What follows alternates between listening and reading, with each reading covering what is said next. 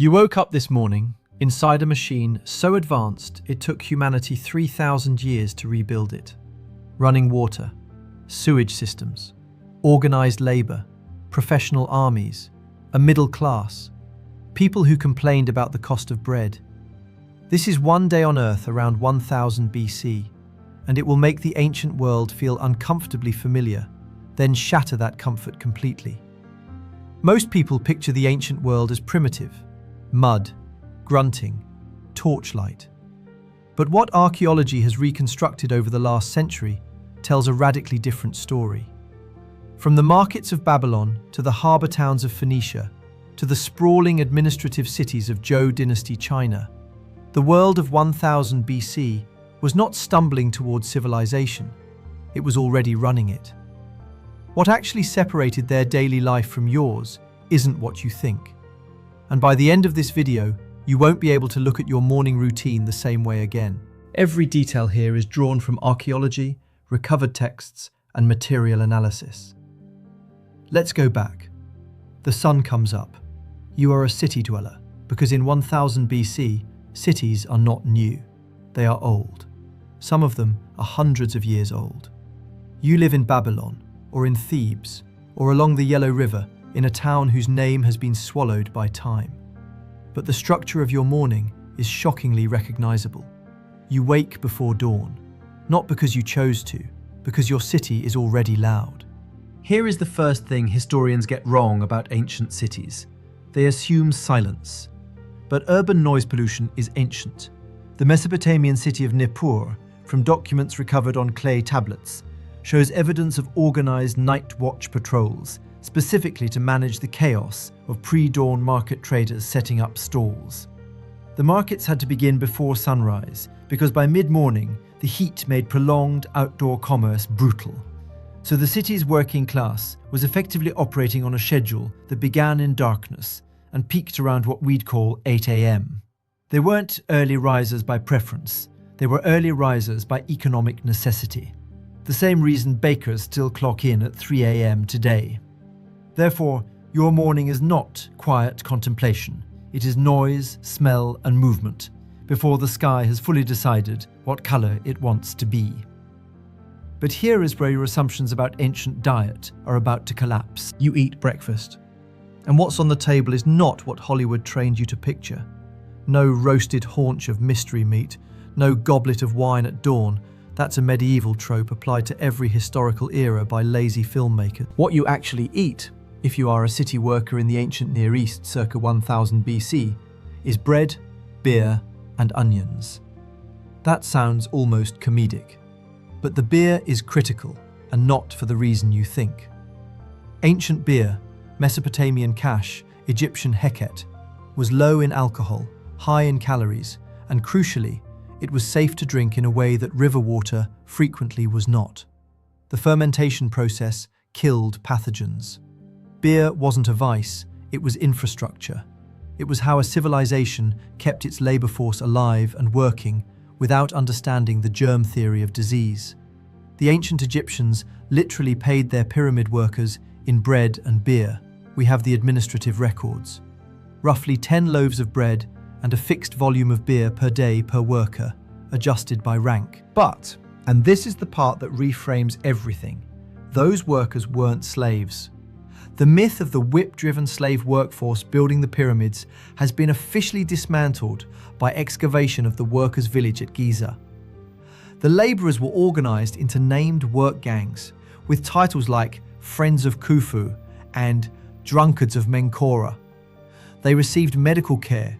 They ate well enough that their bones show evidence of healed fractures, meaning someone set those bones.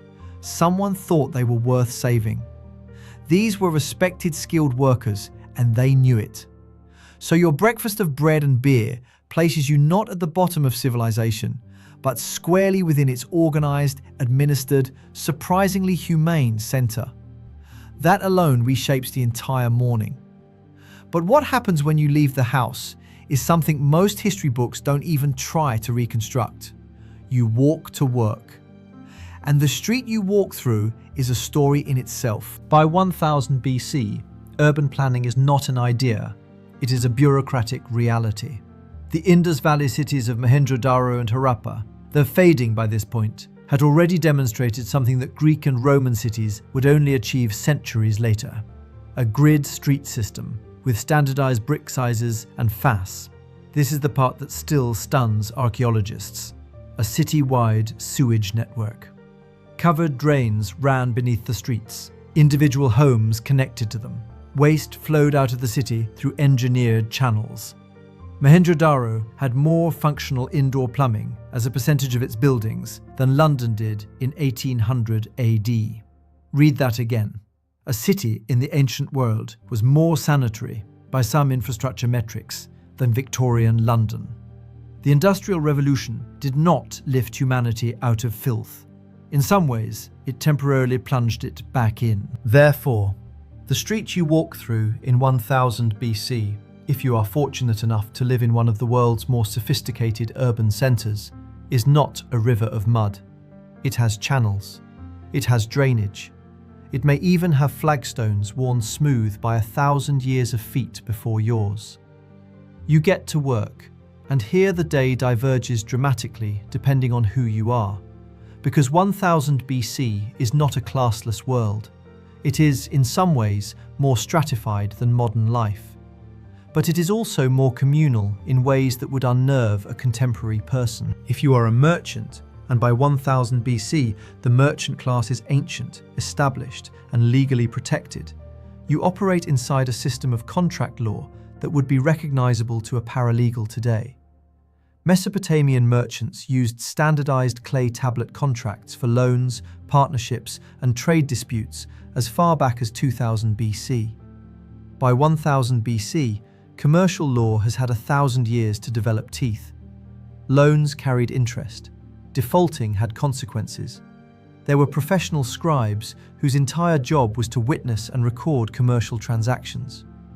If you were a Phoenician trader in this era, operating out of Tyre or Sidon, you were part of a network that stretched from the Levantine coast to the tin mines of Cornwall in what is now southwestern England.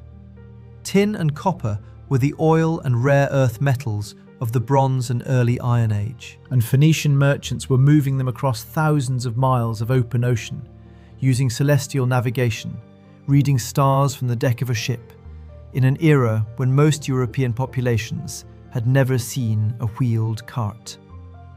But here is the counterintuitive turn. For all this commercial sophistication, money, as we understand it, standardized coinage, does not yet exist in most of the world in 1000 BC.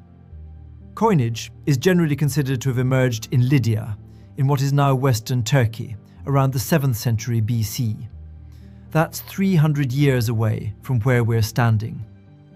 So how are Phoenician merchants, who are crossing the Mediterranean and bargaining for tin in Britain, actually paying for things? Weighed metal, barter ratios, credit systems backed by temple institutions, grain as currency. You could walk into a Babylonian temple in 1000 BC and effectively make a deposit, leave grain, receive a clay receipt, and that receipt could be traded to another party who could redeem it. That clay tablet in your hand was functionally a check. The concept of banking existed before coins existed. The abstraction came before the physical token. The Mesopotamians invented finance, then forgot to invent cash. The afternoon is where the day gets strange. Not because the ancient world becomes alien, but because it becomes human in ways that are uncomfortable to confront. In a city of 1000 BC, the afternoon belongs to politics, religion, and the very difficult problem of staying alive. And all three of those things are, in this era, the same problem. Disease is the great equalizer and the great horror. Without germ theory, without antibiotics, without understanding what an infection actually is, the ancient world operates under a medical system that is partly brilliant and partly lethal. The Egyptians had surgeons skilled enough to perform trepanation, drilling into the skull, and patients who survived it long enough for their skulls to show evidence of bone regrowth.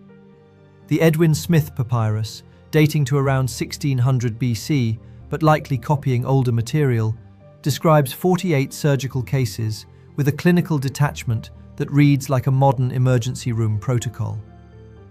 If you examine a man with a gaping wound in his head, penetrating to the bone, it begins, and then proceeds to describe examination, diagnosis, and treatment in step-by-step terms.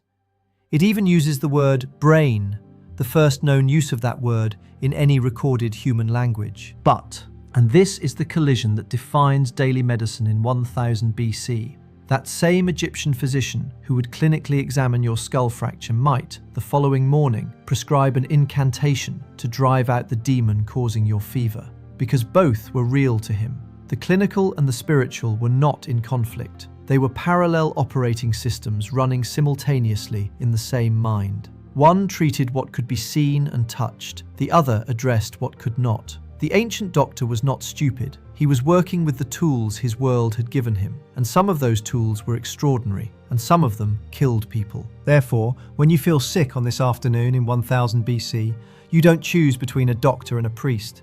You visit someone who is both, and your odds of surviving what ails you depend almost entirely on what it is. A broken bone set correctly has a reasonable chance.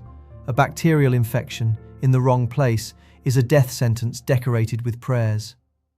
Evening falls, and here is where the ancient world reveals something that no amount of archaeological reconstruction can fully prepare you for. They gathered. Every night, in almost every culture we have evidence for in this era, people gathered. Around fire, around food, around story. The Vedic oral tradition of ancient India was already centuries old by 1000 BC. Hymns memorized and passed person to person, with a precision that linguistic analysis suggests was extraordinarily faithful over hundreds of years. The Hebrew texts that would become the Torah were being compiled and debated. The Iliad and the Odyssey, though not yet written down, were circulating in oral form across the Aegean world, performed by professional singers called aoidoi, who could recite thousands of lines from memory, using rhythmic formulas that acted as mnemonic scaffolding. Around 1000 BC, someone, somewhere, was performing a version of what would become Homer, and the people listening had no idea they were witnessing the beginning of Western literature. They just thought it was a really good story. This is what we lose when we picture the ancient world as cold stone and silence. It was loud with story. It was warm with fire and argument. People debated, people gossiped, people fell in love and made bad decisions and laughed at each other and mourned the ones they lost. The grief of a Babylonian mother for a dead child, preserved in a letter from around 1800 BC, reads with a rawness that has not aged a single day. And here is the last thing, the one that stays with you. At the end of this day of bread and beer and sewage infrastructure and merchant contracts and surgical papyri and oral poetry, every single person who lived it is gone. Every name, almost every face, every specific fear and private joke and personal grief has been consumed by time. We have the buildings, we have the tablets, we have the bones, but the actual experience of being alive in 1000 BC, the texture of it, the smell, the weight of a specific afternoon, exists nowhere except in reconstruction, in inference, in the careful, obsessive work of people who refuse to let the dead stay silent. 3000 years from now, someone may be reconstructing your Tuesday. The question worth sitting with is this: what will your bones say about you?